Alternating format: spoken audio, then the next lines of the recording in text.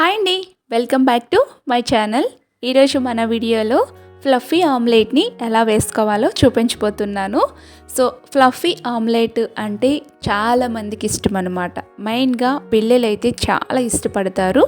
So ఈ fluffy ఆమ్లెట్ని ఈజీగా ఎలా వేసుకోవాలనేది చూపించబోతున్నాను. ఇంత ఫ్లఫీగా ఆమ్లెట్ ఎలా వస్తుంది అని మీకు డౌట్ రావచ్చు. మరి వీడియోలోకి వెళ్ళి ప్రాసెస్ని చూసేద్దాం రండి.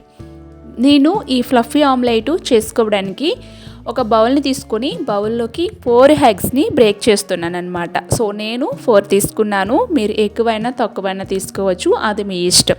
సో ఇందులోకి మీ టేస్ట్కి సరిపడే సాల్ట్ వేసుకొని ఇలాంటి విస్కర్ ఉంటే విస్కర్తో చక్కగా బీట్ చేసుకోండి.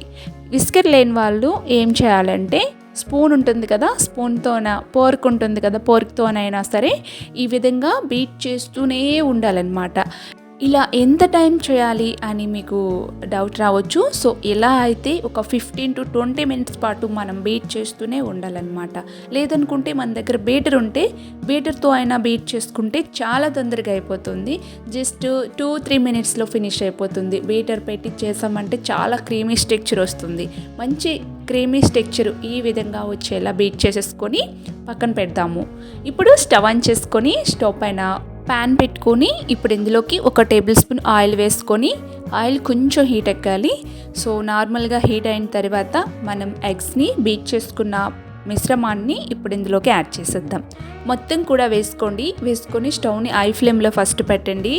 ఫ్లఫీగా పొంగుతుందన్నమాట. లో ఫ్లేమ్లో పెడితే అంత బాగా రాదు. ఫస్ట్ వేసిన వెంటనే హై ఫ్లేమ్లో పెట్టుకోండి.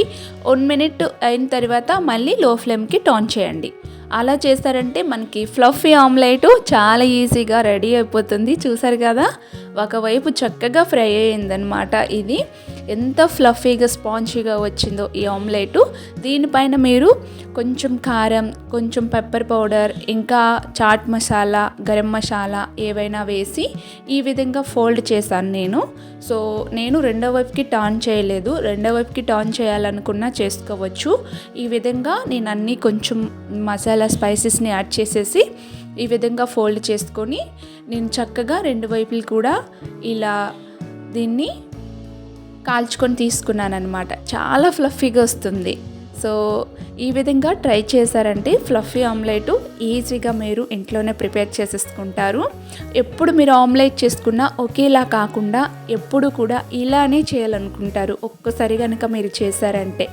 సో ఈ ఫ్లఫీ ఆమ్లెట్ని ట్రై చేయండి, మీకు కూడా చాలా బాగా వస్తుంది. మీకు ఎలా వచ్చిందో మీ ఫీడ్బ్యాక్ని నాతో షేర్ చేసుకోవడం మర్చిపోవద్దు.